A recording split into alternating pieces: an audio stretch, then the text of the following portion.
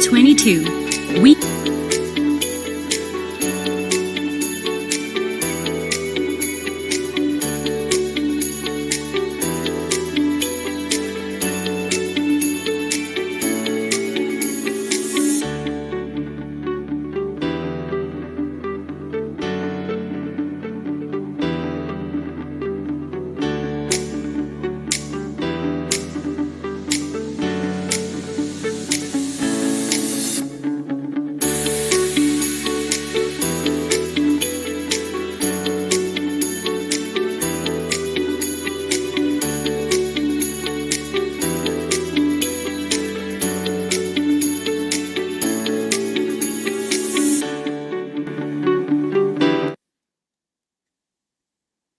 Ladies and gentlemen, thank you for joining us virtually on this wonderful Wednesday afternoon.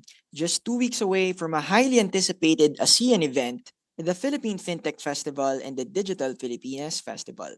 We're all just as excited, and while we can't physically fly you all to Manila just yet, we've brought a piece of digital innovation right to your screens. This afternoon, in our webinar titled Leadershift, Navigating the Ever-Changing Global Digital Landscape, we will hear from visionary tech leaders who are spearheading revolutions in their respective industries through the power of digital transformation. Leadership is not just a crafty title for this event, but a fitting description of what we'll experience today. We will delve into how these leaders are steering their organizations through the dynamic digital landscape, embracing change and shaping the future. Before we begin, we'll be playing this short video for the upcoming Digital Filipinas Festival happening this November 20th to the 24th.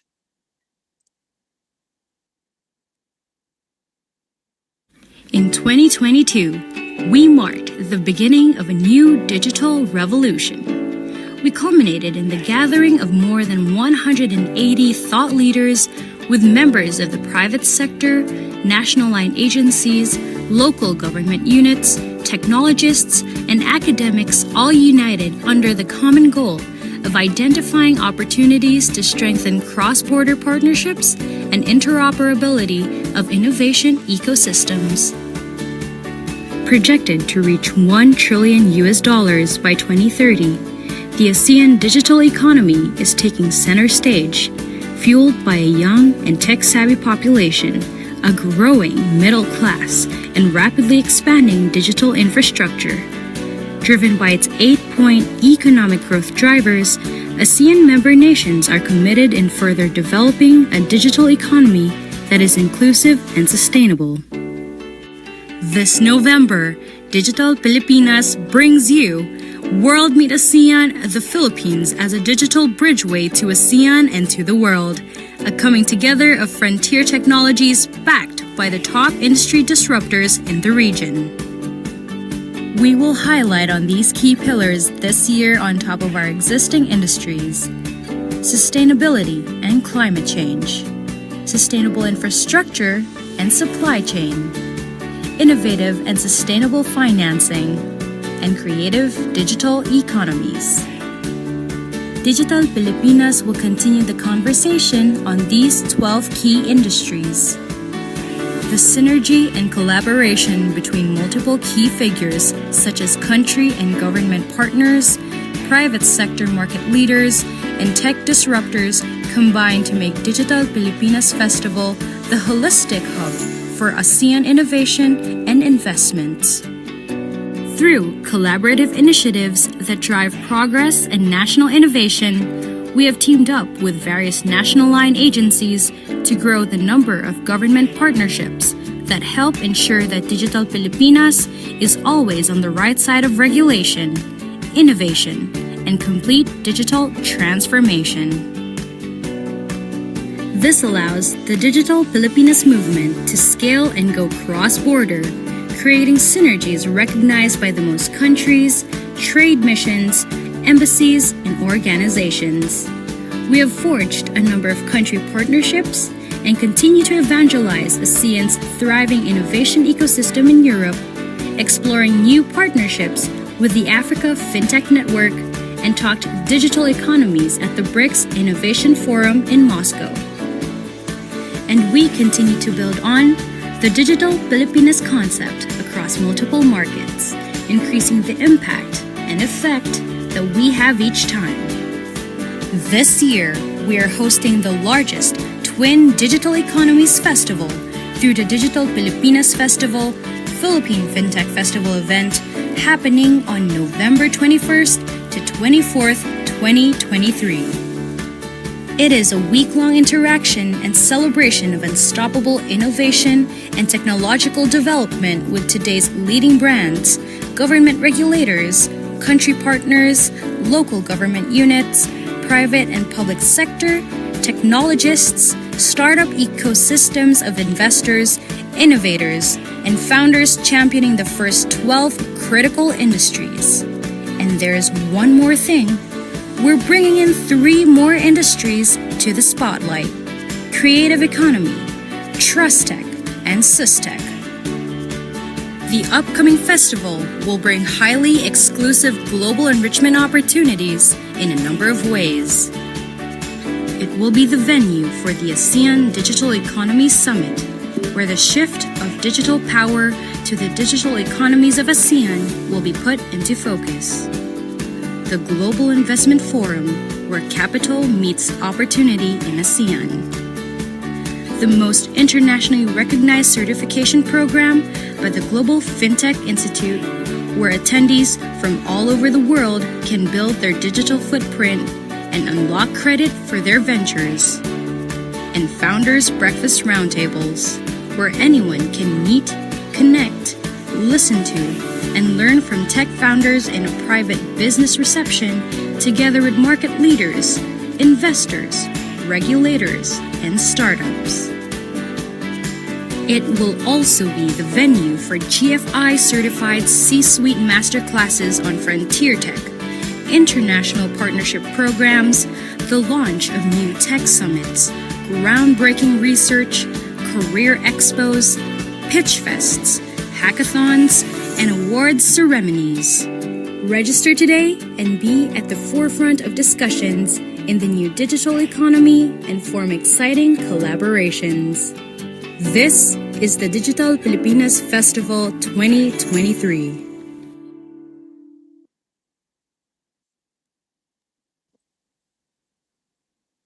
And there you have it, everyone.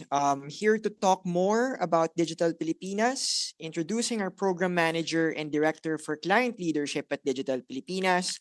Please join me in welcoming Kirsten Kalimag, who will enlighten us on the exciting launch of the Digital Pilipinas and Philippine FinTech Festival Year 2.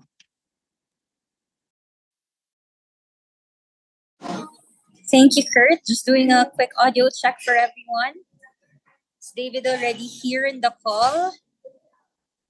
I think he'll follow. Oh, there he is. Hi, David. Hi, partner. Hi, everyone. Hi, Clarence. Nice seeing you here. Hi, Jean, Abhijit, and of course, Olivier. Hi, everyone. Good afternoon. So, on behalf of Amor Maclang and the Digital Filipinas team, I'm here today to welcome all of you to the Digital Filipinas movement and to the upcoming Digital Filipinas Festival. Next slide, please. All right. So for everyone here, both watching by Zoom and watching over the different social media assets of both Spark and Digital Filipinas alike, we would like to share with you the little story of how it came to be that Digital Filipinas is now the pioneering digital economies ecosystem builder in ASEAN. And the reason for this is because we are being trusted by the largest brands in the industry, coming from the different verticals of fintech, banking, nascent technologies, even in health tech, logistics, urban mobility, and smart communities.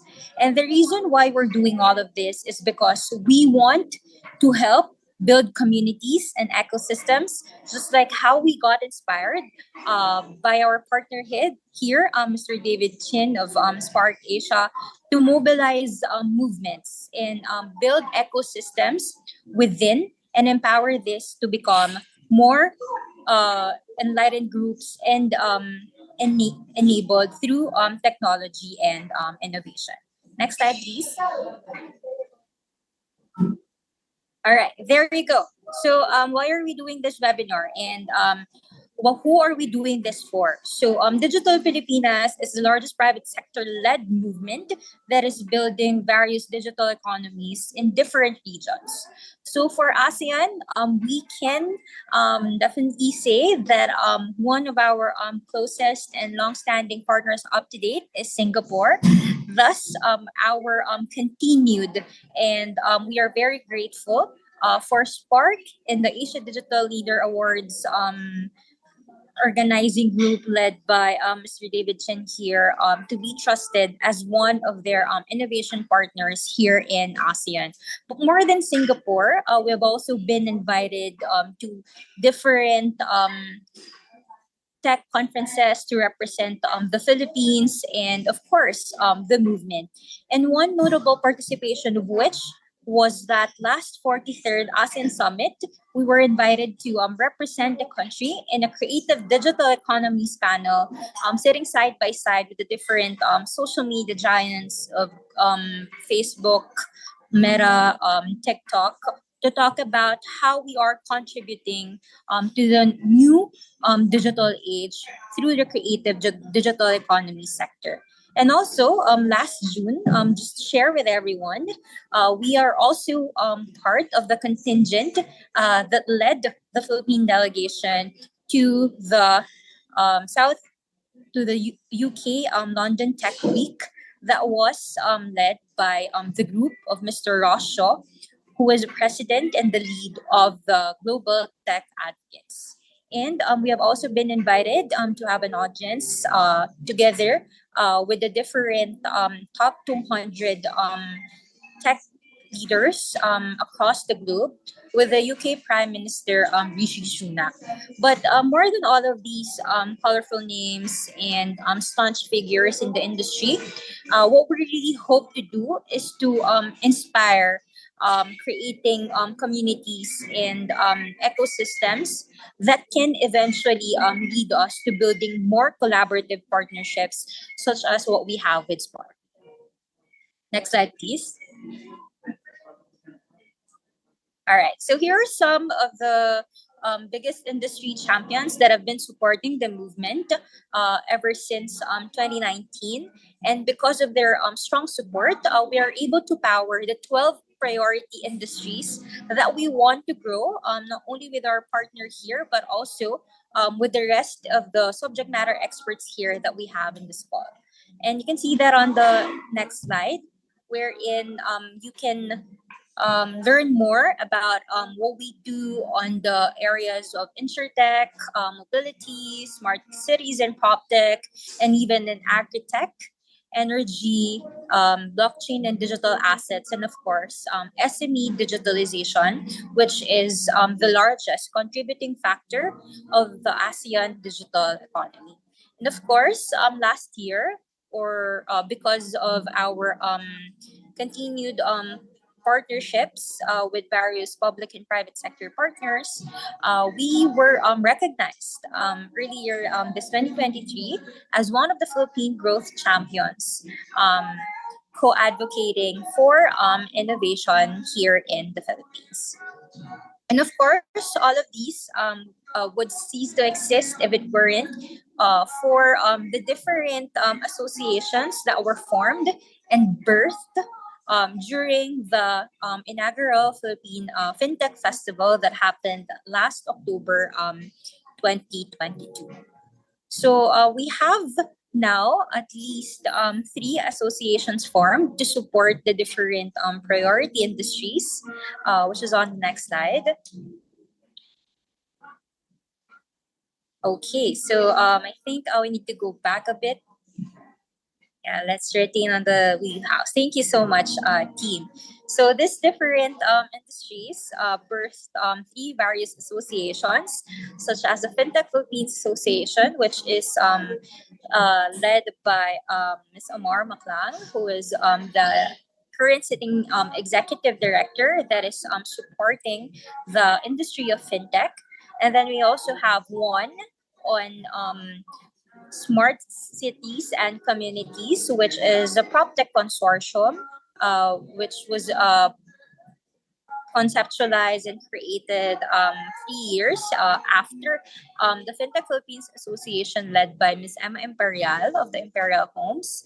And for this year, recently, we are working closely with the insurance industry and the top three insurance players in the insurance landscape of the reinsurers, life insurers, and the non-life insurers, thus forming the group of the Philippine InsurTech and HealthTech Association.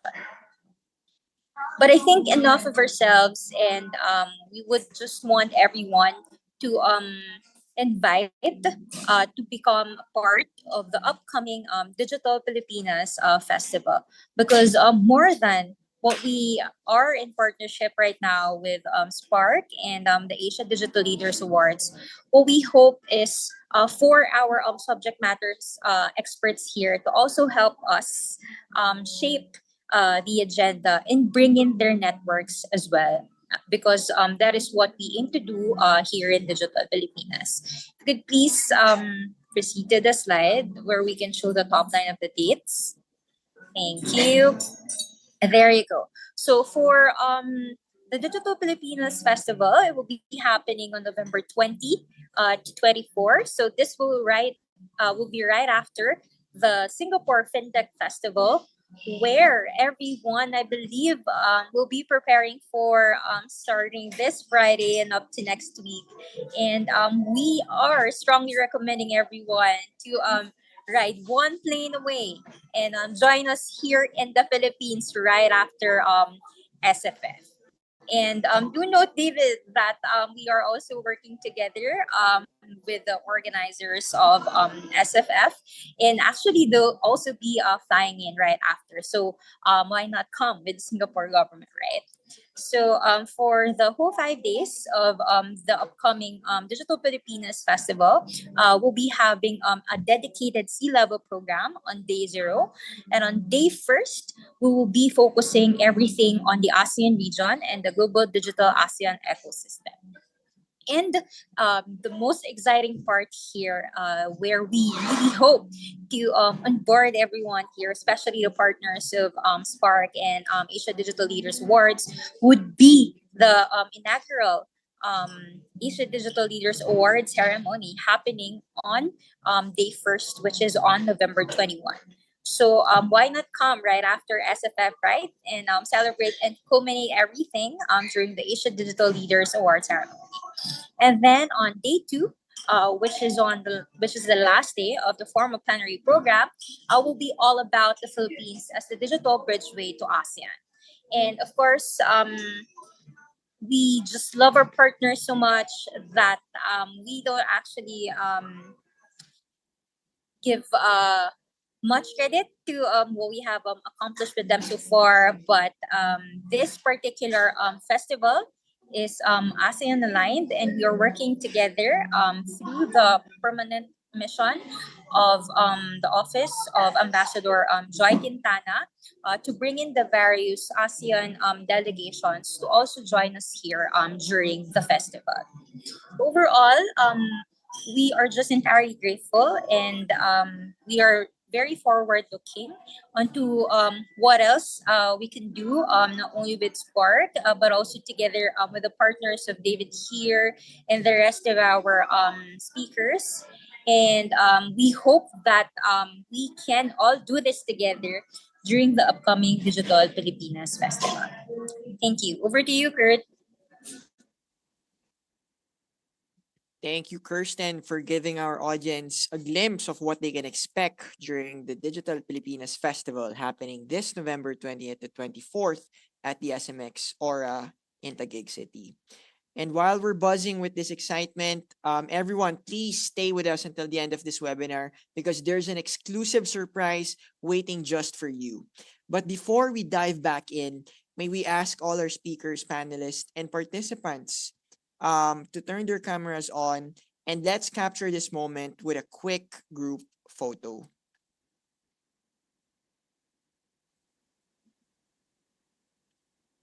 All right, everyone, on the count of three. One, two, three.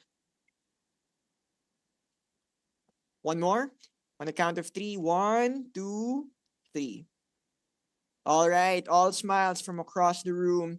And now it's time to welcome our next speaker, right? For this one. Please join us in also welcoming um David Chin. Of course, David is a familiar name already for most of you here. Um, and David will be sharing a few words about Spark Asia. David?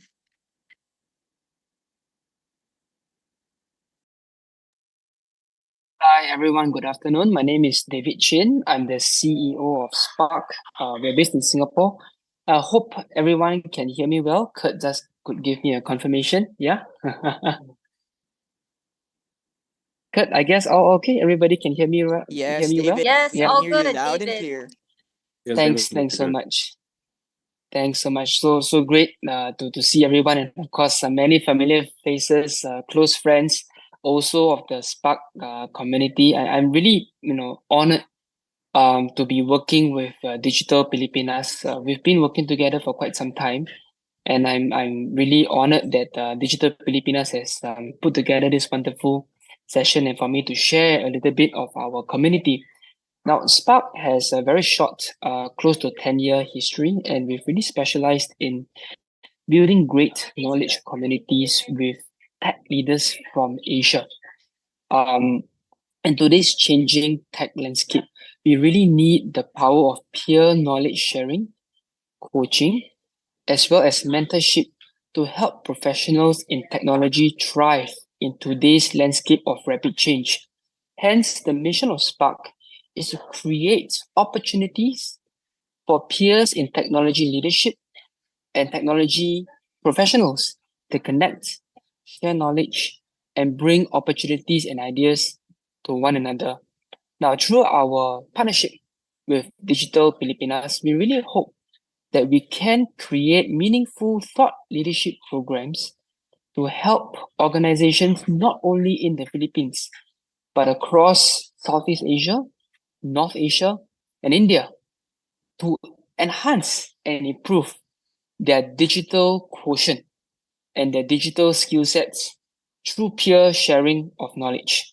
Now, with this, I'd like to point out three key areas which I think are worthwhile for us as a community of tech leaders to deeply think about in our journeys advancing as professionals. Number one, the disruption of AI that will cause a lot of change with the way we work, the way we live, the way we play. AI is unlike any other technology hype cycles that have gone through. It is here to stay. And AI has now been placed in the hands of every consumer and made affordable, cheap, and widely adopted.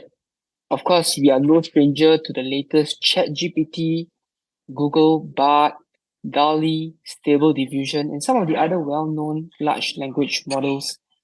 We all have fun using them, but these tools, albeit free and affordable for consumers to use, have long-lasting and deep impacts on the way that organizations innovate and enhance productivity today.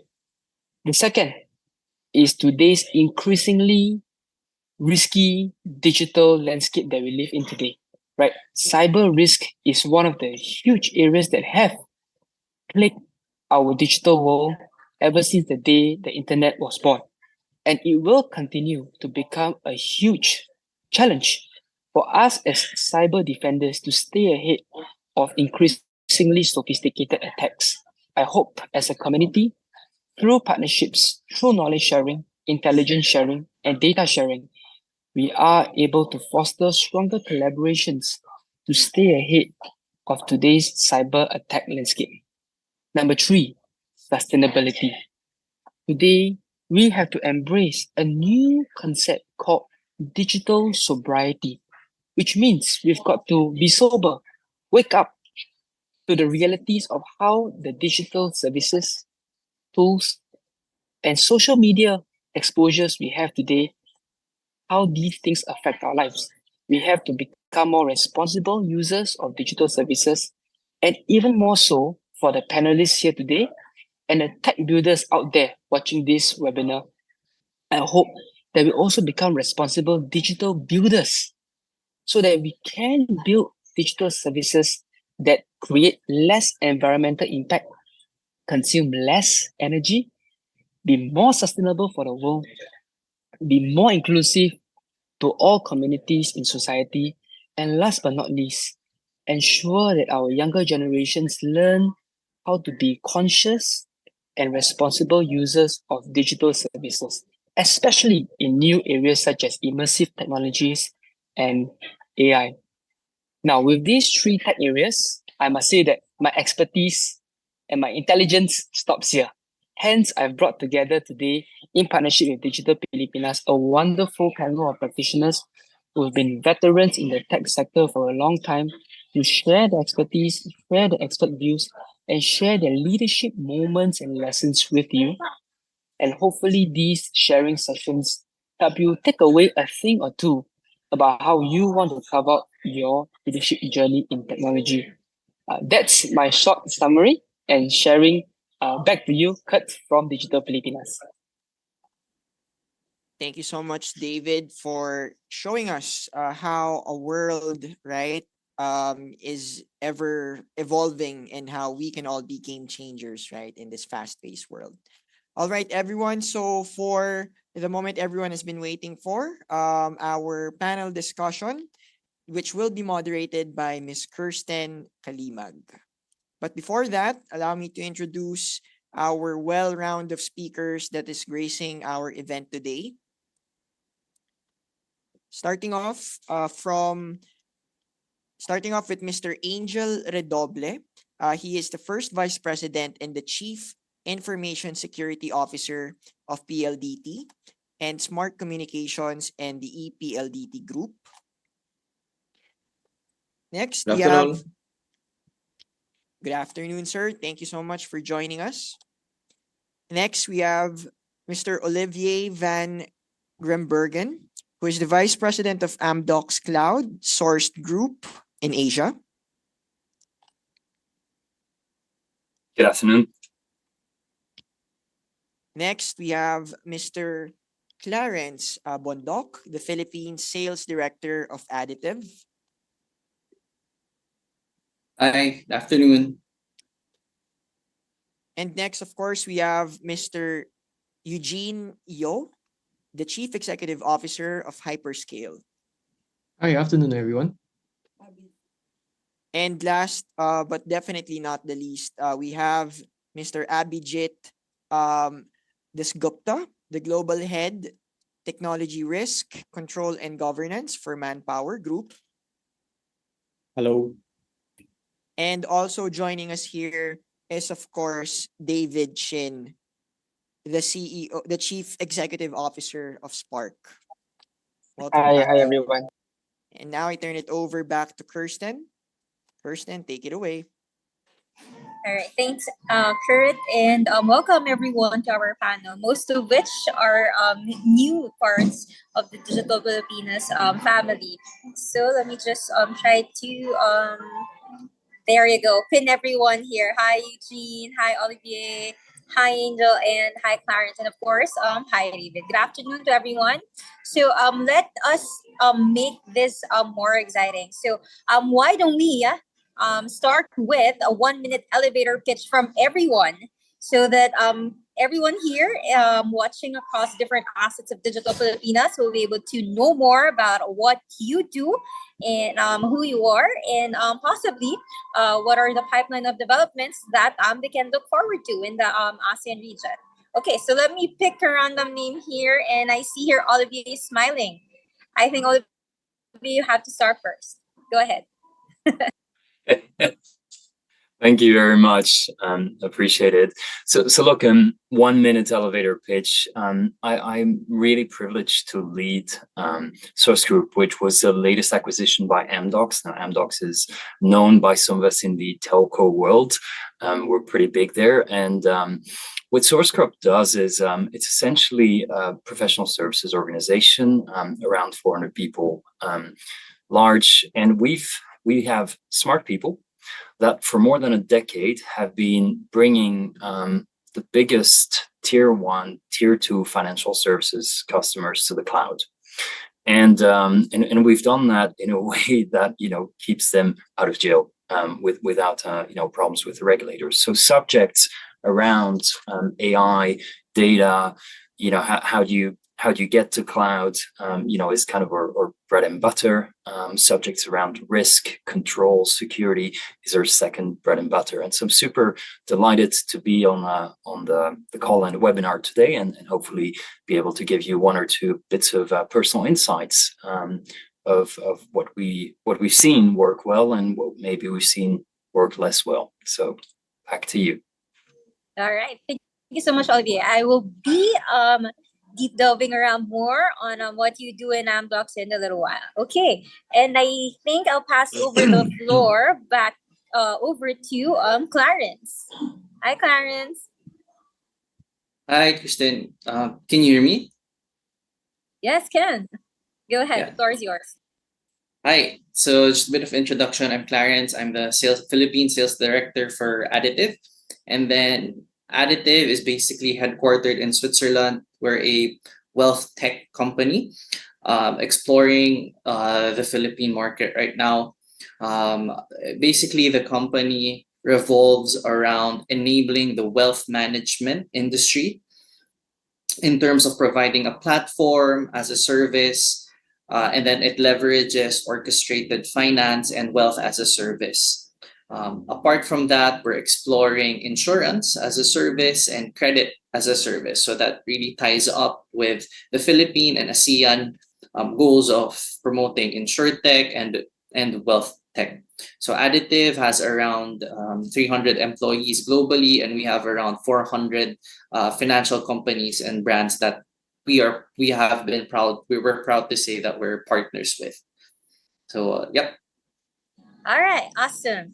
Good to hear also that your touching point on InsurTech, which is one of our LEADA programs that just happened yesterday. So here in the Philippines, for just quick fun facts, there are 3 organizations that are championing life insurance, reinsurers, the reinsurances, and the life insurance as well. Okay, I think I'll give over the floor to Abhijit. Hi, sir. Hello, everyone. Thanks for inviting. I think this is a wonderful panel and the team on the call. Myself, Abhijit, I head the global risk function for Manpower Group. Manpower Group is like world's third largest recruitment company. So we are in human resources. We are spread across in 70 markets across the globe. We are a $20 billion company.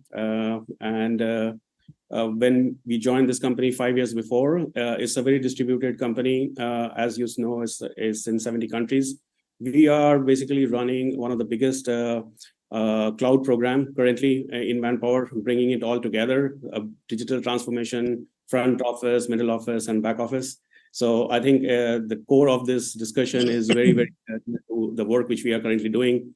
And as we move from financial sector, which is like a pinnacle of digital transformation, now you can see that digital transformation is catching up with other industry, and which you have rightly alluded. And one of them is the retail and human resource industries, which are catching up very fast. Agreed. And of course, human capital makes everything happen, right? In the tech world, and that's why we need to invest more on this. Thank you so much, Abhijit, for sharing. That's the elevator pitch. So, boys, I think you have to learn from him more. Okay, now turning over the ball back to Angel. Hi, sir. Hello, good afternoon.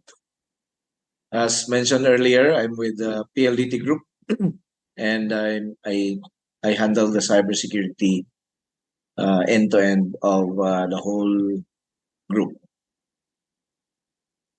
I'll probably explain more later. Okay, no problems, Rachel. We have a panel discussion for that. And I think it's now Eugene's turn. Go ahead. Thanks for having me. Great to be on this panel. I'm Eugene. I have about 25 years of experience spanning technology and building companies. So I love building companies.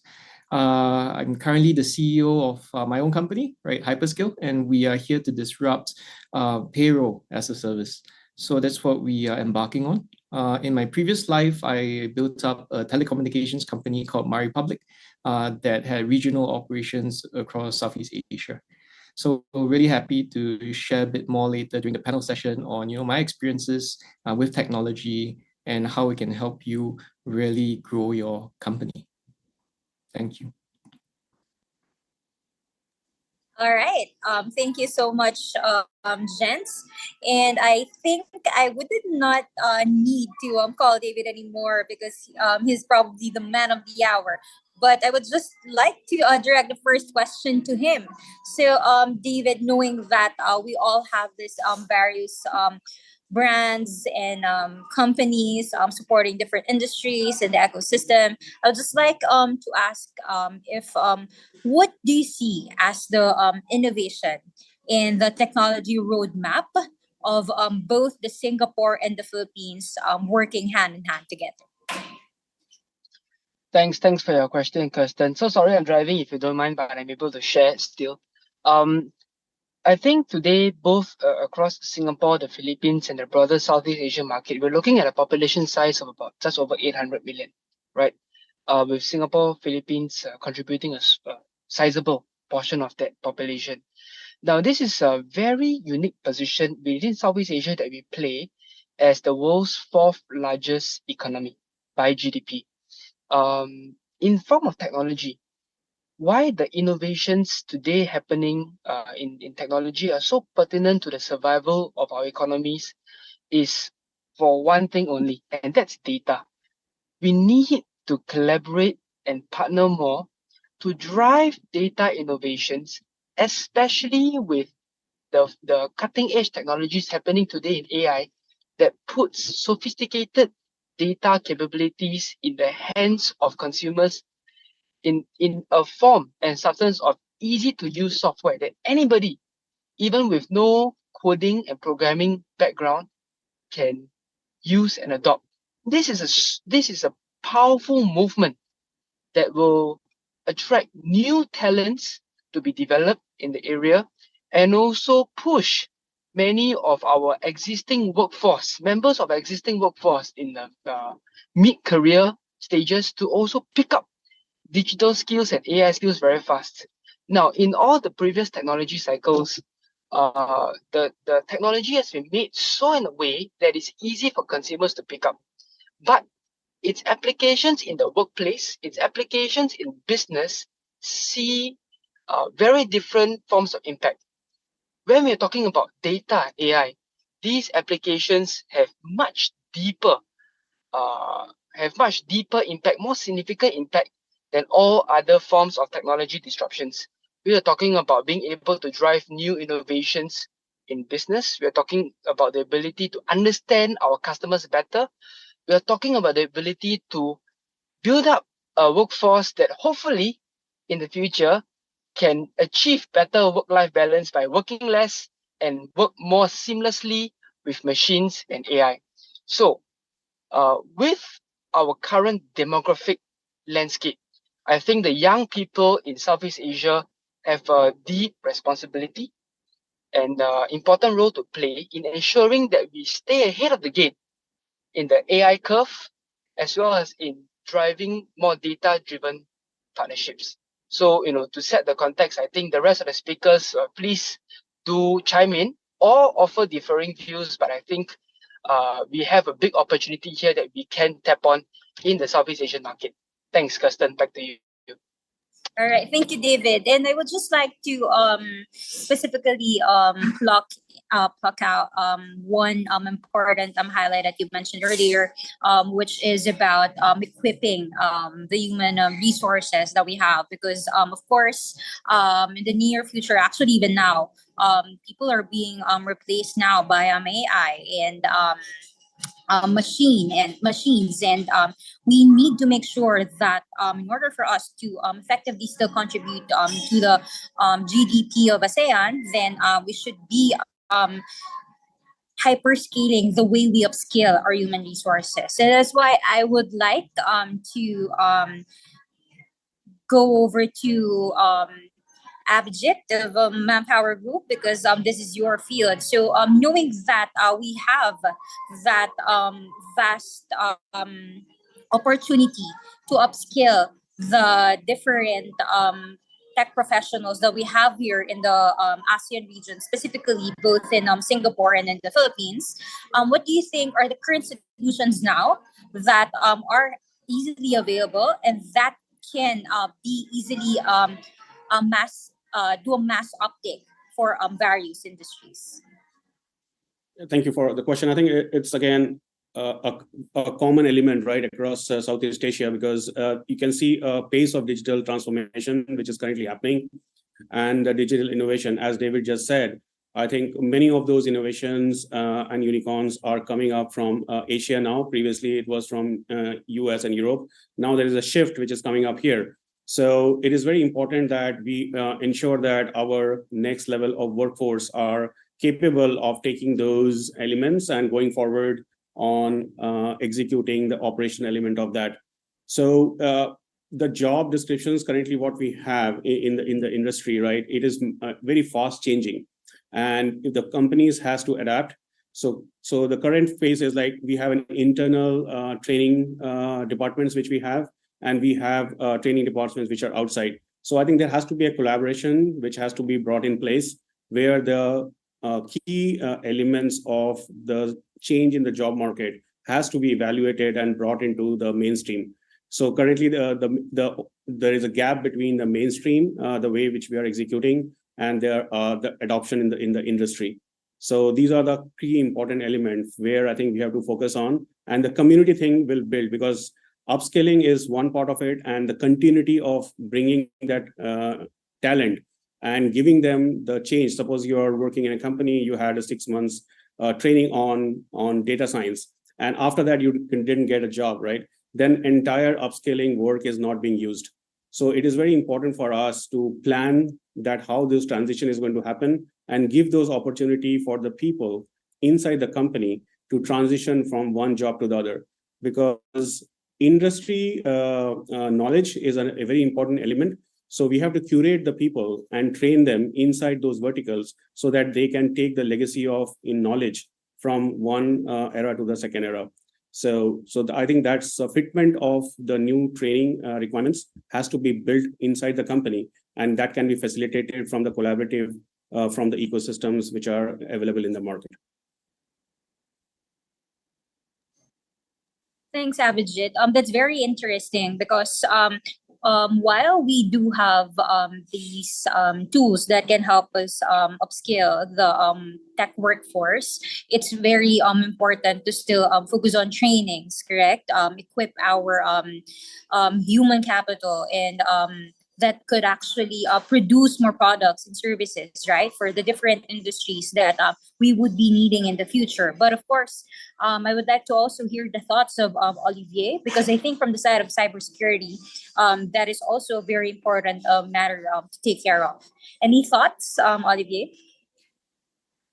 Yeah, thanks, Kirsten. Like, I fully agree, with what Abhijit was saying. So training is super important. Like, my experience, right, is in tech touches everything. And so you kind of want to, train people. You want to train everyone, but not in the same way. So I often, we help loads of companies, for example, adopt cloud, right? And so training is obviously a key element.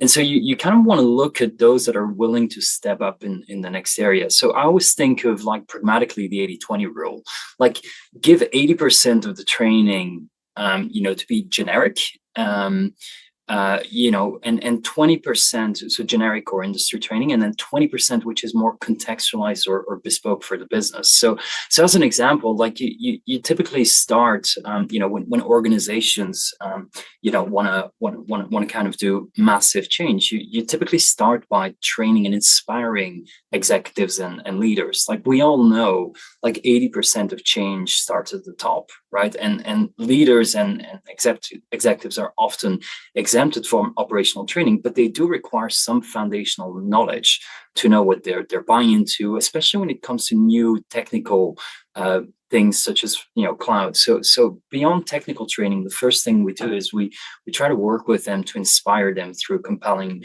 authentic, and relevant use cases. And then I think Abhijit, you mentioned the second component, which like I fully agree with, and when that's done right, we see more success, is the idea of mapping and integrating technical competencies into career paths. So I used to work at AWS before, and what was funny is when you get an AWS certification, now suddenly your value on the market has increased. And so if you link trainings to the career aspirations and the career paths, it really incentivizes individuals to focus on continuous learning, and it helps with attracting and, more importantly, retaining technical talent, which is a key issue in the Philippines, but in ASEAN overall.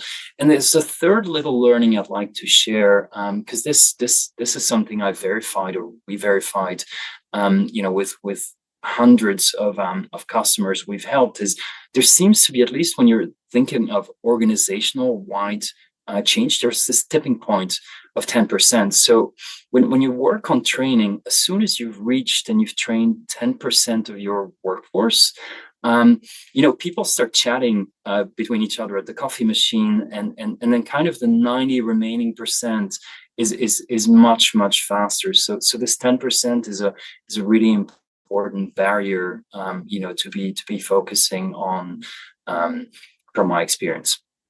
So back to you, Kirsten. Thank you, Olivier. And that's another thing that I've picked up again today from our roster of experts. And it's very good to know that not only that we can make commitments on actually putting out training grounds there, including core competencies in various aspects of tech and the human resource area. But we still need to address a thing or a note, right? When it comes to using these different technologies. And I would like to give the floor to Mr. Angel right here, because I know that while we have this very good topic on human upskilling, of course, tech talent upskilling, which is one of the primary reasons why we wanted to mount this webinar called Leadershift. But for Sir Angel, on the cybersecurity side of things, I would just like to do a quick check with you and ask on how are we so far here in the Philippines in terms of collaboration areas or partnerships anchored on the National Cybersecurity Framework that could actually help the Philippines be an eligible player in ASEAN in the cybersecurity area? Well, maybe Kirsten first and foremost. Before the collaboration aspect, it is very important for us, PLDT and Smart and the whole group, to fortify our own cyberspace. And this is not just talking about technology that we can buy. We started with really conceptualizing our own cybersecurity framework and putting it into practice and operationalized through different strategies and initiatives. But all this started with a change of mindset. Change of mindset when it comes to cybersecurity from the top. So from the board, from the C levels, and down to the lowest ranking personnel of PLDT. And the change of mindset is putting emphasis on making sure that cybersecurity is not just an afterthought, or cybersecurity is not just something that the technical people are aware of or knowledgeable of, but also people who are doing their daily job, supporting different businesses to think about cybersecurity on their level from the moment they wake up to the time they go to sleep. And that change of mindset change the culture within the group. Today, cybersecurity is a culture, has become a culture in our group. As we always say that no amount of cybersecurity posture can save us as PLDT if we do not collaborate. So we work together with, for example, with the Army Cyber Battalion. We signed an agreement, an understanding to share cyber threat intelligence or cyber threat information on a daily basis. We also work with partners like the cyber group or the cyber wing of the Philippine Air Force. Also to share knowledge, share skills, and share information. No? And we partner with different government and private organizations with the sole purpose of making sure that we are able to cover every old and new threats that is coming out every day that can possibly victimize our infrastructure in our systems. This with the realization that since we are the biggest telco in this country, if we do not make sure 24/7 that we are protected and secure and something happens to us, then the whole country will suffer. We are a national critical infrastructure, a critical asset for that matter. Therefore, it is very important for us to be always on the lookout and always proactive in dealing with the different cyber threats. And with this, we partner with different cyber threat intelligence communities, cyber threat intelligence providers, both commercial, open source, and partnerships. Now, this is what we do in protecting not only our network and systems infrastructures, but PLDT is actually protecting and securing the community, especially the children. No? So we have a campaign against child sexual abuse materials, and we are able to identify and block. I think we already blocked more than 1 billion attempts. No, more than 800,000 child sexual abuse contents or materials. So it's a holistic approach. No, cybersecurity in our group is not just about technology. It's also about organization. It's the whole organization approach. It's everyone's responsibility. We train people from the ground. We train people from different levels in different awareness capabilities and education in terms of not only securing us but also securing our community. So this is how this job is a never-ending job. No? It's always a moving target. Every time IT has new deployment, there has to be cybersecurity in it. Every time network is doing something, there must be cybersecurity. So and we need to balance, no, because our cybersecurity is not something that prevents business from growing. It's not something that prevents technology from improving. So we have what we call the security by design. When there is something that needs to be done from the start, we are already involved. So we have implemented what they call now the shift left. No? But we have been implementing that for 4 years already, 5 years already. So that's how we stay, and we make sure that we prevent all these cyber threats. But of course, it's not, as they say, it's not a matter of if, but a matter of when you are compromised. So we already assume and anticipate possible compromise. That's why we we put the processes in place to make sure that we are able to respond right away and prevent services from being impacted from any types of cyber attacks. Thank you, Kirsten. Thank you, Sir Angel. That was a very comprehensive approach of what we're doing here in the Philippines, and thank you so much for updating our partners here in Singapore. So they would have at least the very slightest bit of what we have so far in terms of our cybersecurity framework and initiatives here in our country. And actually, just to share with everyone another fun fact from Digital Filipinas is that recently we were a private sector partner of the Department of Information and Communications Technology.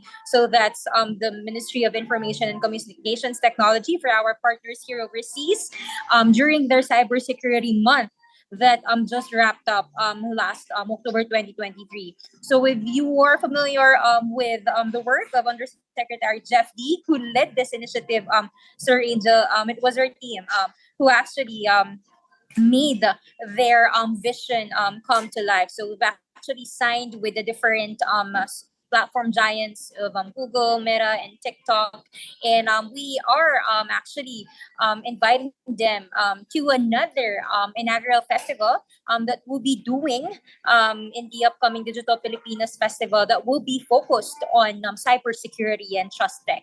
And so before we get really excited and go a level more deeper on cybersecurity, I would just like to call on this two gents from uh, both an additive and hyperscale to actually ask this question on how are both your companies doing in terms of putting out a roadmap for digital transformation in your respective industries. Because through these roadmaps, I believe you will be able to expound more and embed plans on how to upskill and create more future tech leaders, correct? Not only in the region, but be able to be competitive globally. So I think Eugene can go first for this round. Go ahead. Great. Thanks so much, Kirsten. Always happy to talk more on security as well, because that's a very important topic.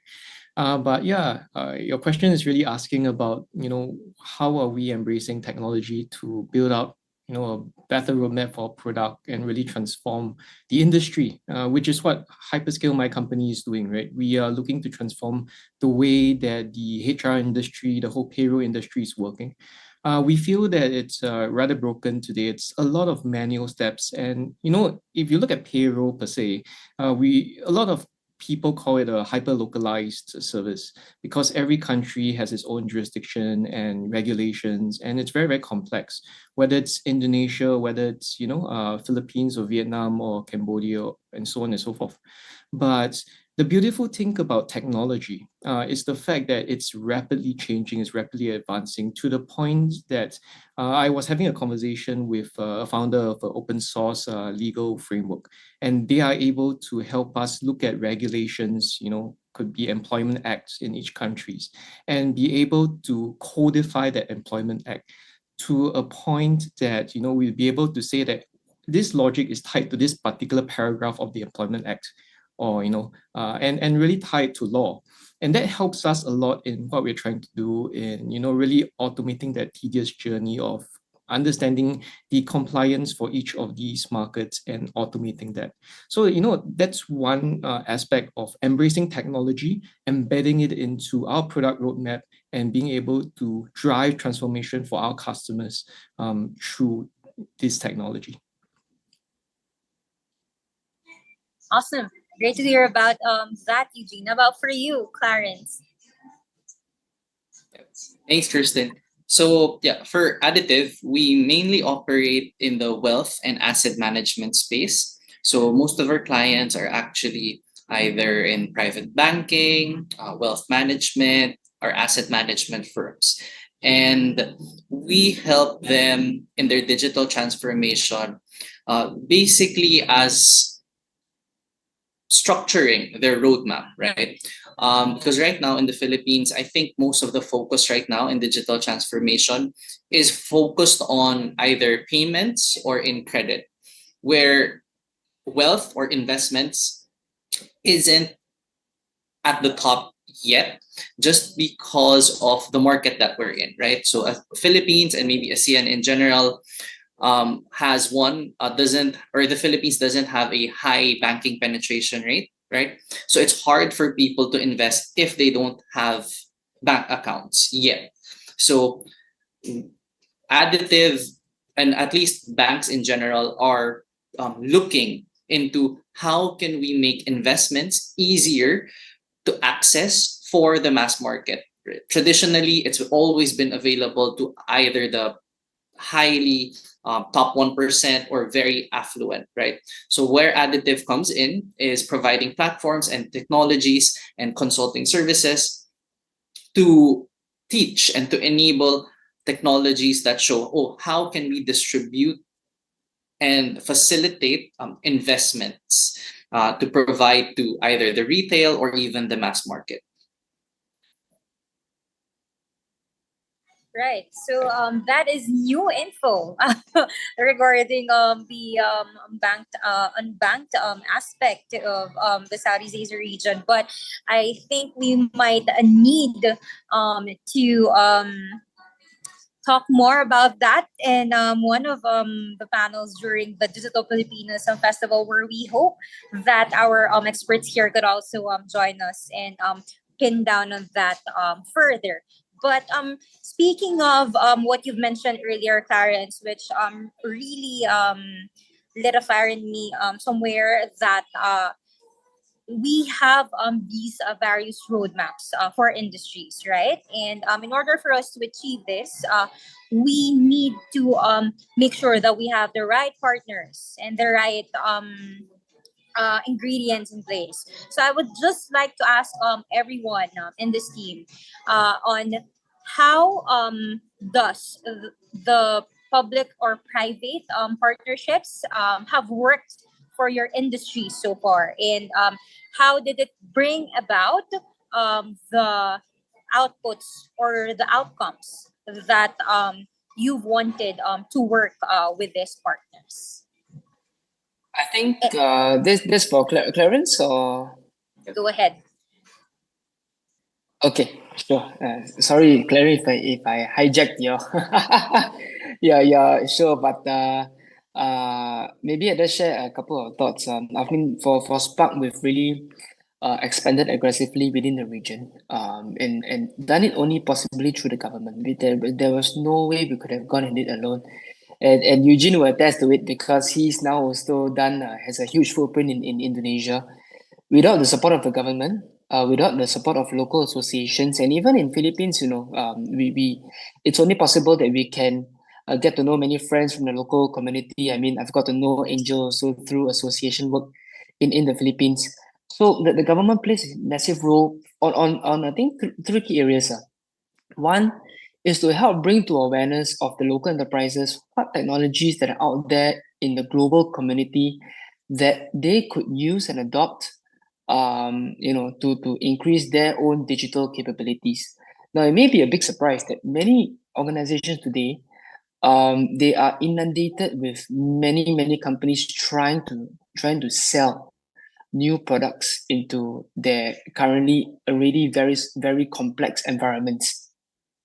So with the help of the government to provide clarity, to provide procurement green lanes, and provide safe to use innovation sandboxes for organizations to try out and test new technology initiatives is very important. And of course, with what the Singapore government has done through the accreditation programs provided by the Singapore government, it has really given life to two big demographics of companies.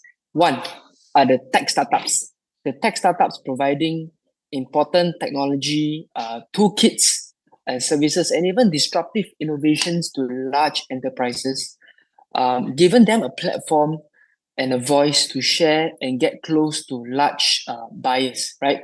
Angel, I think you will concur with me. If you were to sit down with every startup every day of the week, you'll be out of a job. There's not enough time. So you really need facilitators to help with that journey. The second is, of course, in markets such as Indonesia, Thailand, Philippines, where large global companies from either Europe, US, or China probably have small representative offices with one or two people working in there, but on a global perspective, have real game-changing technologies.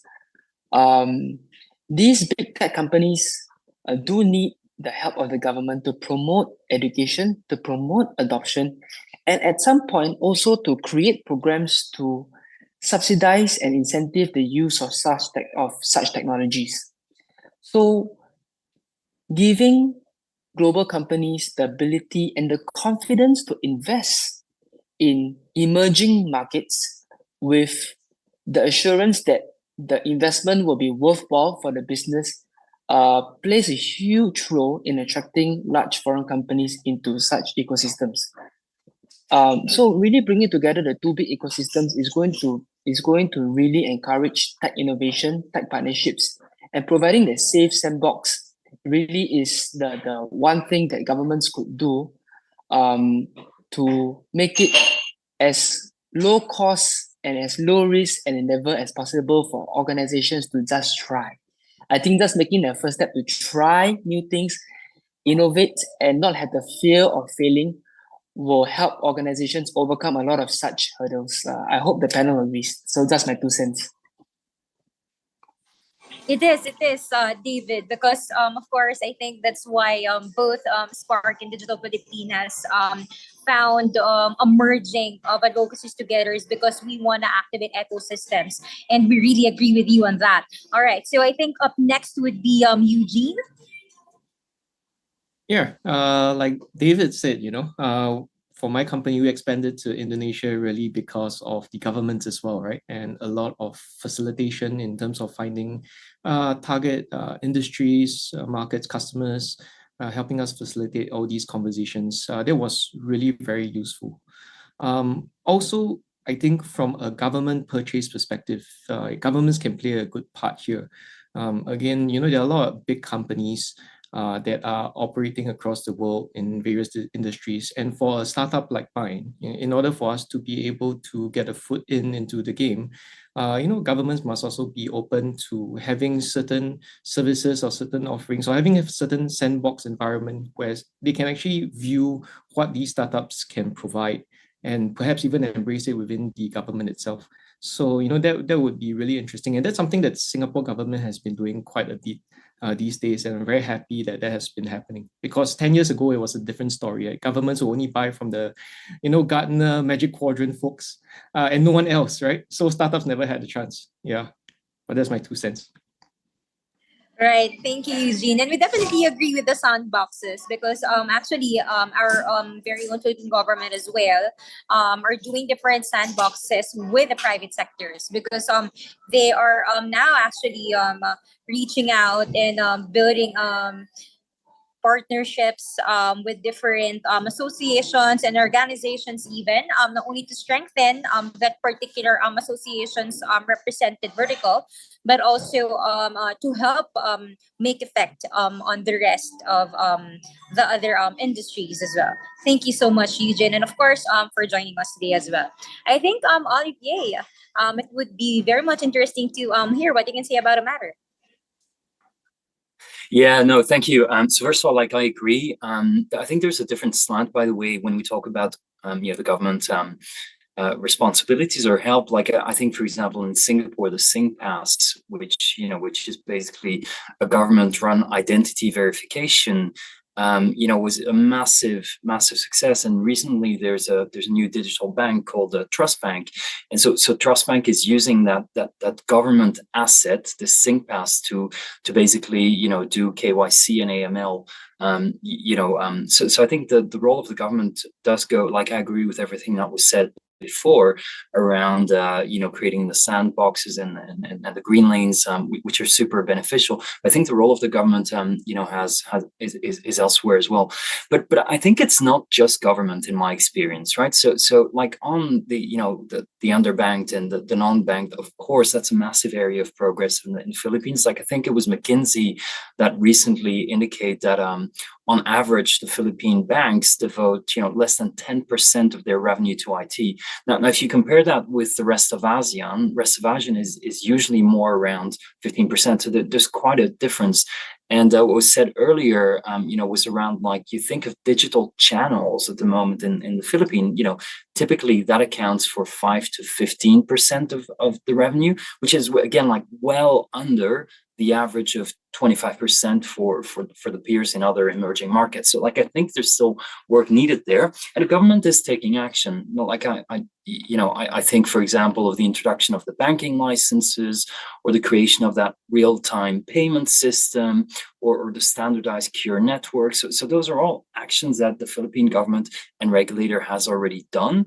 But additionally, like the key thing that I observed, right, and at Source, this Amdocs Cloud division, we help banks, and what we see is that banks and fintechs, need to deliver mobile services. They want to simplify the KYC and the onboarding, and they want to reduce risk.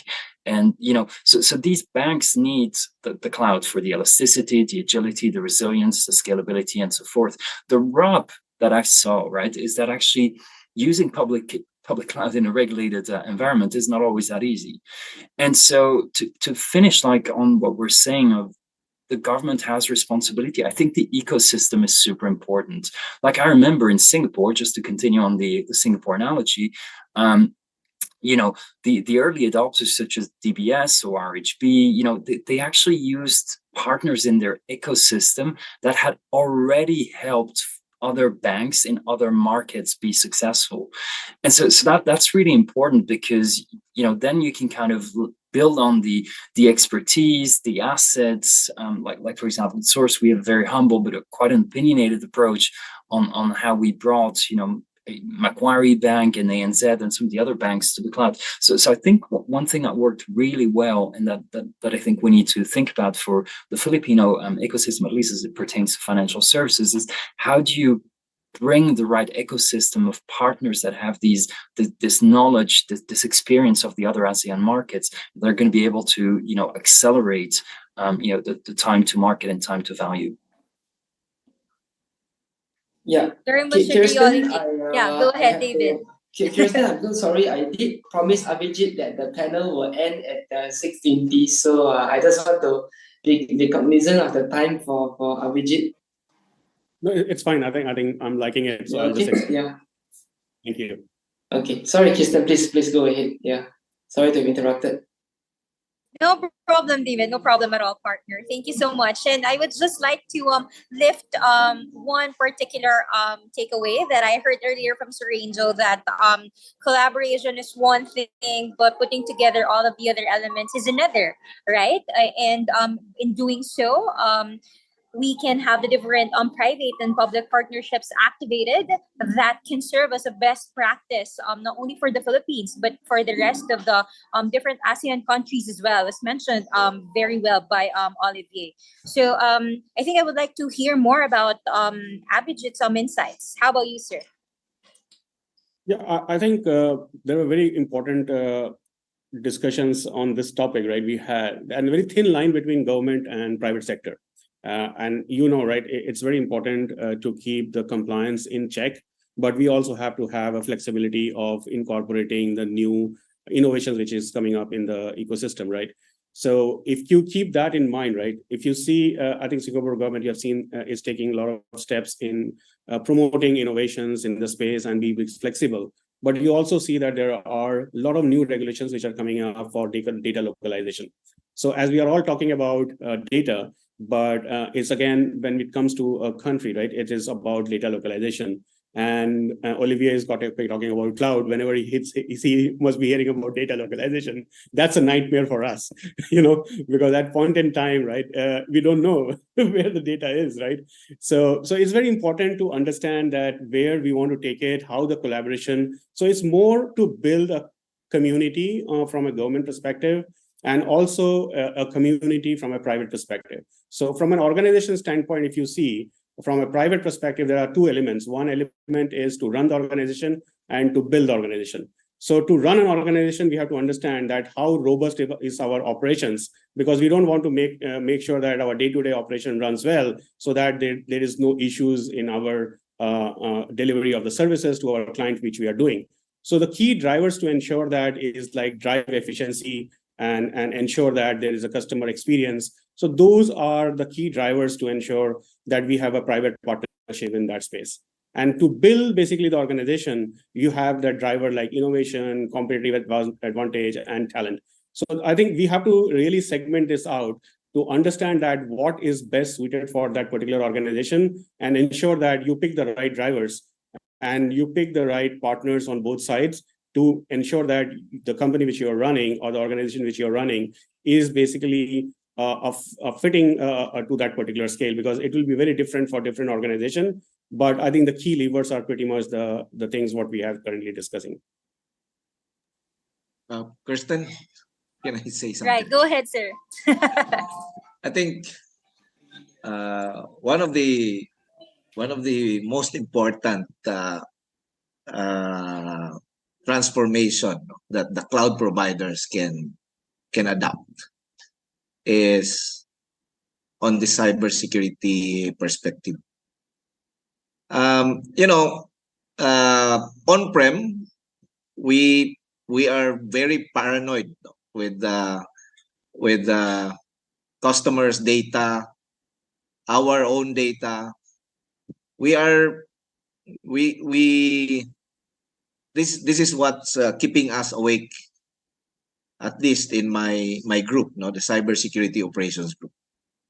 Now, when you go to the cloud, then suddenly the cloud providers will tell you, okay, we have this security, we have that security, it's a very different perspective. There's a huge disconnect. Then if you try to say, can we have visibility? Can we do this instead of you? Can we? Oh, no, we have our own. Then that's a problem. Because the crown jewels of the company is now being transferred into an environment where me and my team do not have control over. That is the mindset that every cloud provider must adapt. Listen to the customers. Because before there was a cloud, we were there protecting and securing our own environment, the customer's data, our own data, and everything. And that's not a theory. It's what's happening. And when something goes wrong, you cannot talk to anybody anymore, because now the legal team is in front. See, cybersecurity incident is a cybersecurity team to another cybersecurity team to address. We need to address ASAP. So it's not, as I mentioned earlier, it's no longer about if, but when. And most importantly, we need to be able to respond. And if we can help the cloud provider in the incident response, that's a very good collaboration, right? Allow us. Maybe we know better, or maybe we learn from you guys. But we have to be able to have a strong and very close collaboration, especially when it comes to cybersecurity. And someone is for sure an authority over the other when it comes to cybersecurity, right? So that is very important. And why is it really important? Because most of those who go to the cloud, they do not really have that knowledge and understanding in securing whatever they put in the cloud. So it's the cloud providers' responsibility to make sure that this data or systems or applications are protected to the highest level, not in a traditional manner. Thank you. Thank you, Angel. I think Olivier wanted to say something about it. I would this is the last this is the last point for this gents. I would love to talk more about what we can do for each other in terms of best use cases for cybersecurity, both from Singapore and the Philippines. This is a very interesting and a good conversation. But I just need to rein us back in again on what the actual topic is. But go ahead, Olivier. Last point goes to you. No, I think Angel, you're so right, and you know, and I think the like security on prem and on the cloud is very different, and I've seen, you know, specifically in regulated industries, you know, telco being one, but banking or financial services being another. Like it's really important the way with the way you architect you know, your security, you know, kind of to your point. And like I'll be brief, but there's one thing that I think is fascinating. So there's a bank in Australia and New Zealand called Macquarie Bank, and like one of the things they do is when a developer joins the bank, so they have a blog about this that they're public. When a developer joins the bank, they like one of the tests for the person to continue working at the bank is they must deploy code in production on day one. And they do that by being 100% compliant and regulated, because they've built a platform which with all the checks and the boundaries, and they've invested a lot of money on making that happen. But it's a fascinating topic, which is why, kind of to my earlier point, it's not only the government that has responsibility in helping, but it's the cloud providers, as you say, Angel, but also it's working with the ecosystems of the partners that can help you, you know, make that adoption safely. I'll keep it brief here because we could talk for hours about this. It's a lovely topic I enjoy, but I know we want to talk about other things as well. All right. Thank you so much for sharing your thoughts, Olivier. And possibly, maybe we can regroup again offline and do a separate topic and bring this on and take it on during the upcoming festival, right?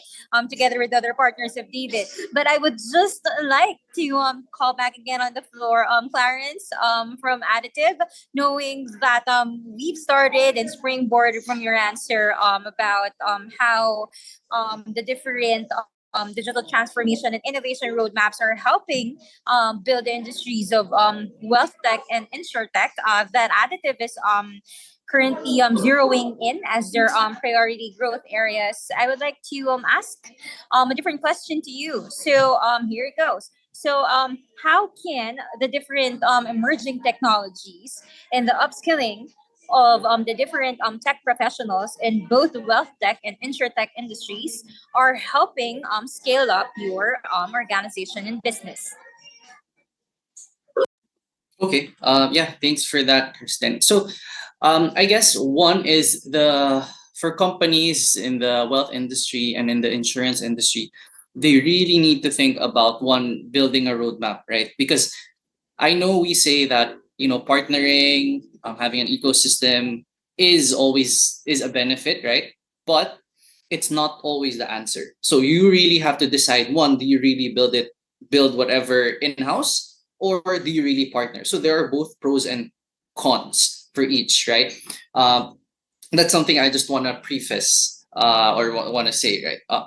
But generally, platforms enable you to scale up your product or your services without messing up your core legacy system, which, if you ask a lot of people in IT or in the product team, is very messy to deal with, to to customize. So sometimes, more often than not, banks, companies choose to partner with certain platforms that don't exactly replace the foundation of their business, but it adds a layer on top, which is what you usually call an orchestration layer.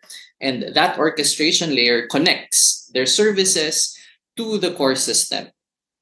So there are platforms available to companies that do want to digitize or offer a different or add a different service, and they just basically need an orchestration layer in the middle, right? So I guess to allude to the data protection or data security, right? The data still stays with the company, right? We don't mess with the core layer. All of that stays there. It's just that there's an orchestration layer in the middle, which helps expose those services, those data in a very secure way.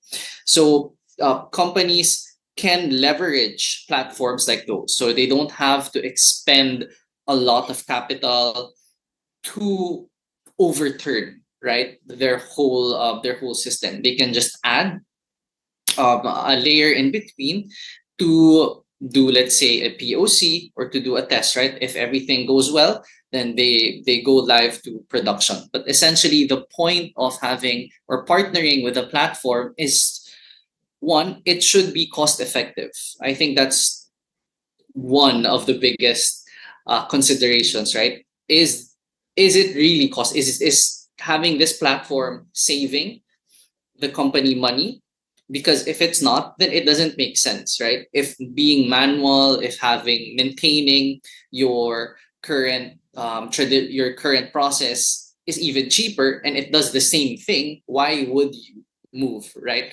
So platforms need to offer a service that, one, really reduce the cost or can help grow the company at scale. So there are platforms like this, such as Additive, which are available in the market. So companies just really need to take the time to study, to learn, and talk to different providers. Great, great.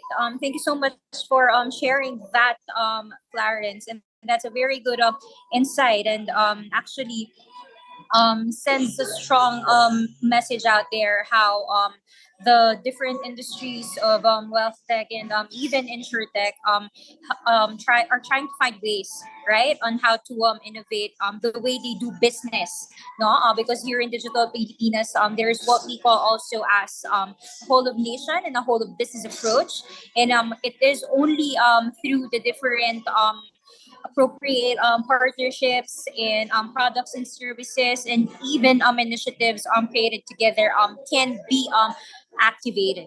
So I think we're down to the last two questions of the webinar, and I hope you gents are already grabbing your seats. So for our second to the last question tonight, knowing all of these insights and information about cybersecurity, HR tech, human capital, upskilling, HR upskilling, even the use cases on banking and the unbanked, and even the private public sector partnerships of that we could definitely bring here back to the Philippines coming from Singapore would be what can you commit in advancing the digital innovation roadmap of both the Singapore and the Philippines alike. So I think I would like to hear it first from Abhijit and then David. Go Abhijit. Yeah, I think the most important thing is collaboration. As you have basically managed this perfect cohort, right? It's basically sharing information, because the things are changing so fast. It's very difficult for an individual to keep track of those. And every time, basically, I meet David, right? He teach me about AI, and I said, you know what? I was thinking that I'm expert in AI, but every time I meet him, I'm basically a student. So it's very important for bringing this cohort together, right? And it's very difficult for us to keep the pace of change. So first thing, from an individual and from a community perspective, the collaboration and sharing is the first important thing. And second is continuous learning. So if something is happening good, some of those domains and the innovation which is happening in Singapore, we can basically share that in Philippines. And there are many things which is good happening in Philippines that can be basically taken and shared in Singapore. So it is very important for us to share and learn, because the time is an essence. and from a cyber perspective is very important, right? It's basically the time. The only thing we don't have is time. So if we have time, then we can do a lot of stuff. So if we can learn and collaborate between ourselves, I think we will make a better world. I like that. I like that. Probably we should use that for our next panel. Philippines and Singapore as innovation bridges. That's a very catchy statement there, Abhijit. How about you, partner, David?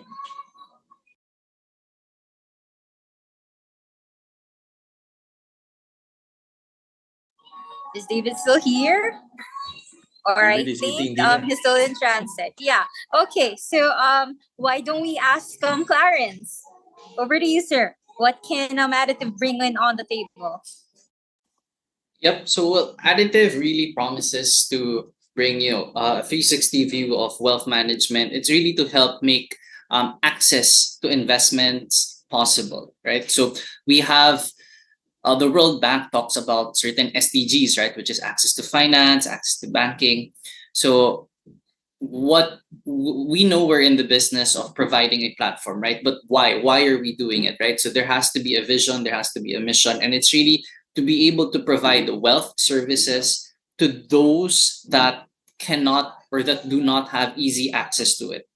So it's really to boost or to increase access to investments. And what we do promise is we will always listen to our clients, because yes, the product looks or the services are they are what they are right now, right? But client or customer preferences are always changing, and it's also our responsibility to listen and to tailor and to customize and to adapt to what their needs are, because their needs now might be different their needs 5 years in the future.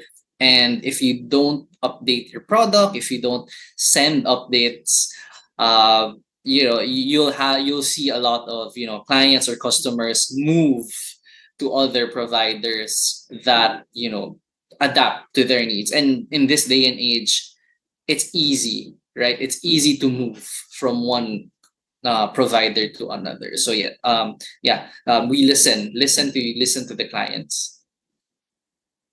All right. So that's stakeholder engagement for you.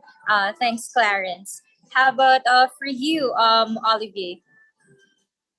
Right. Yeah. So look, I'm gonna sort of piggyback on Abhijit's theme. Like I think it's really about how we all help each other, and that's I just think back of actually something we've done in another ASEAN country, which was in Malaysia. So in Malaysia, in financial services, the regulator recently came out with an update.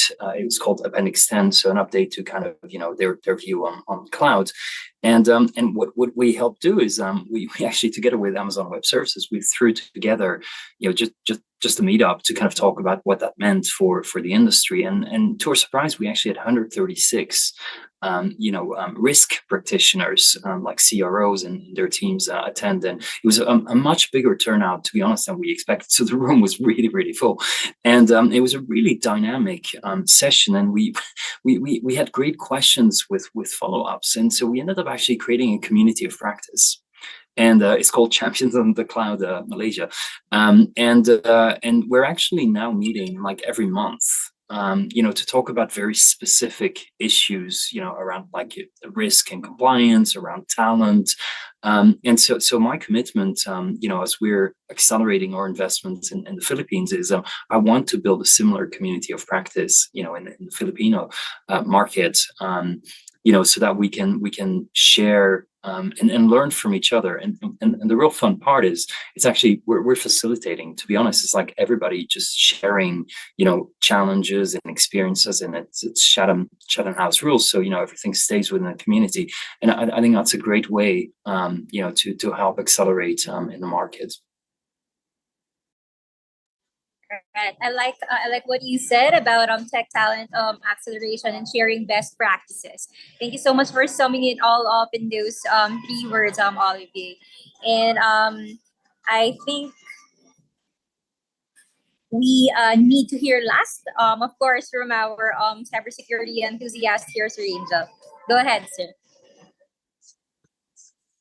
Well, we always say in our profession, you build, we will secure.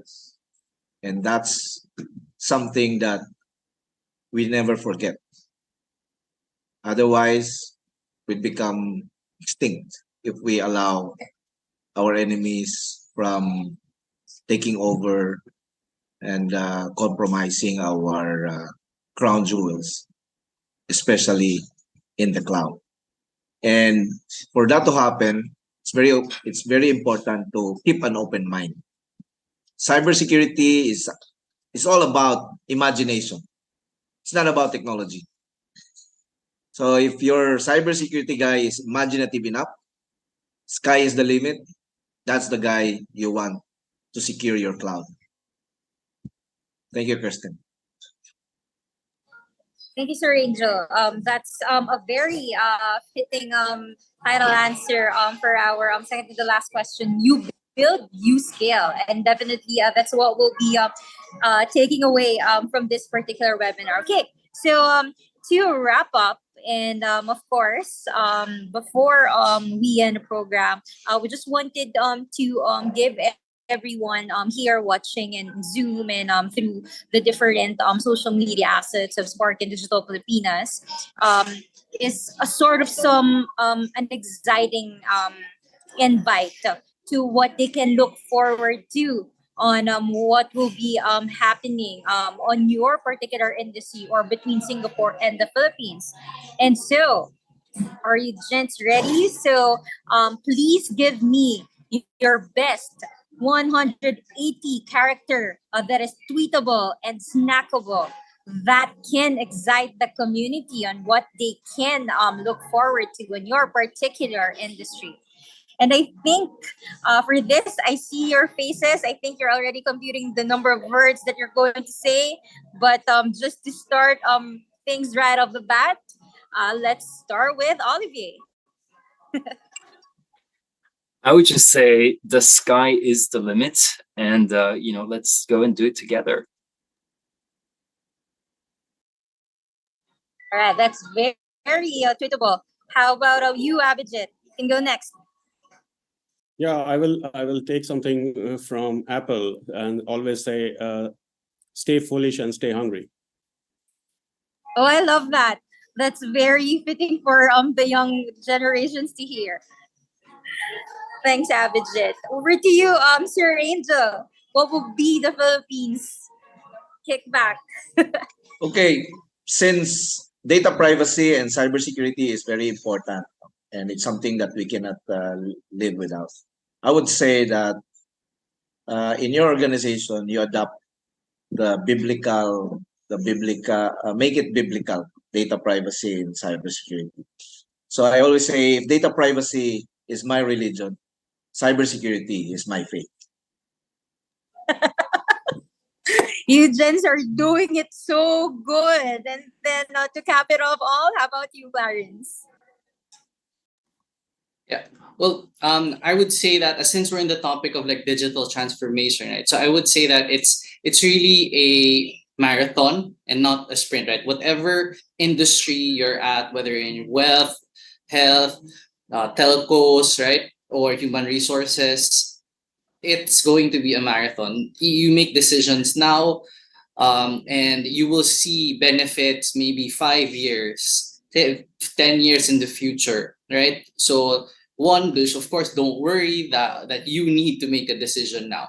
So take it in stride because it really is a marathon. Right. Everything is a marathon actually, and here in the tech space, everything is also evolving. So thank you so much, gents, and with much gratitude coming from Amor Maclang is our convener in Digital Filipinas, and of course our man of the hour for this particular webinar, Mr. David Chin.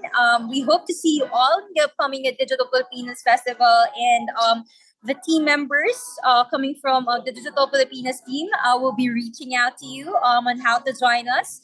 And possibly hope everyone like Abhijit, Eugene earlier, and of course, how can we forget Olivier, come fly down in the Philippines right after the Singapore FinTech Festival. Again, thank you so much, gents, and have a good night to all of you. Back to you, Kurt. Yes, and thank you so much to our dear panelists, Angel, Olivier, Clarence, Eugene, Abigail, David, and Kirsten. Of course, thank you for spending your valuable time with us and for sharing your insights, best practices, and opportunities across the digital transformation collaborations. And we are very much excited to expound on this further on the upcoming Digital Pilipinas Festival Year 2. With that being said, as promised to our attendees who stayed until the very end of our program, Digital Pilipinas and Spark brings you an exclusive promo code that you can use to redeem your pass for the Digital Pilipinas Festival happening on November 20 to 24. And you can personally witness the Asia digital leaders there during the program. So what are you waiting for, guys? Just go ahead and scan the QR code that you're seeing right now on your screen to register, or you could also visit the website digitalpilipinas.ph with the promo code SparkXDPF 2023. Again, these slots are very limited, and we want to ensure that the friends and partners of Sparks Network are able to secure your complimentary passes. So head on out and register with the code that's being flashed on the screen right now.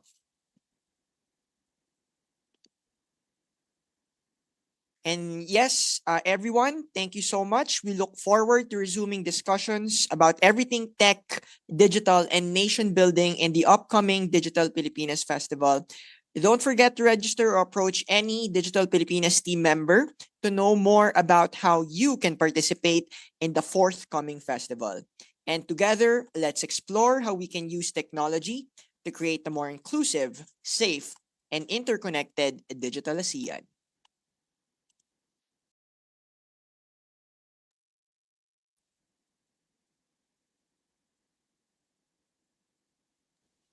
Thanks, everyone. Thank you, Olivier, Abhijit. Thank you so much. Hope to see you guys here in the Philippines. I'm not kidding.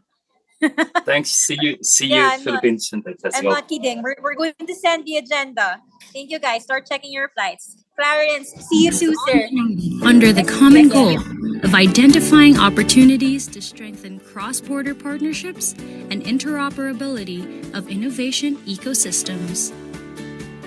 Projected to reach $1 trillion by 2030, the ASEAN digital economy is taking center stage, fueled by a young and tech-savvy population, a growing middle class, and rapidly expanding digital infrastructure. Driven by its 8-point economic growth drivers, ASEAN member nations are committed in further developing a digital economy that is inclusive and sustainable. This November, Digital Pilipinas brings you World Meet ASEAN, the Philippines as a digital bridgeway to ASEAN and to the world, a coming together of frontier technologies backed by the top industry disruptors in the region. We will highlight on these key pillars this year on top of our existing industries: sustainability and climate change, sustainable infrastructure and supply chain, innovative and sustainable financing, and creative digital economies. Digital Pilipinas will continue the conversation on these 12 key industries. The synergy and collaboration between multiple key figures such as country and government partners, private sector market leaders, and tech disruptors combine to make Digital Pilipinas Festival the holistic hub for ASEAN innovation and investment. Through collaborative initiatives that drive progress and national innovation, we have teamed up with various national line agencies to grow the number of government partnerships that help ensure that Digital Pilipinas is always on the right side of regulation, innovation, and complete digital transformation. This allows the Digital Pilipinas movement to scale and go cross-border, creating synergies recognized by the most countries, trade missions, embassies, and organizations. We have forged a number of country partnerships and continue to evangelize ASEAN's thriving innovation ecosystem in Europe, exploring new partnerships with the Africa FinTech Network, and talked digital economies at the BRICS Innovation Forum in Moscow. And we continue to build on the Digital Pilipinas concept across multiple markets, increasing the impact and effect that we have each time. This year, we are hosting the largest Twin Digital Economies Festival through the Digital Pilipinas Festival, Philippine FinTech Festival event happening on November 21st to 24th, 2023. It is a week-long interaction and celebration of unstoppable innovation and technological development with today's leading brands, government regulators, country partners, local government units, private and public sector, technologists, startup ecosystems of investors, innovators, and founders championing the first 12 critical industries. And there's one more thing. We're bringing in 3 more industries to the spotlight: creative economy, trust tech, and systech. The upcoming festival will bring highly exclusive global enrichment opportunities in a number of ways. It will be the venue for the ASEAN Digital Economy Summit, where the shift of digital power to the digital economies of ASEAN will be put into focus. The Global Investment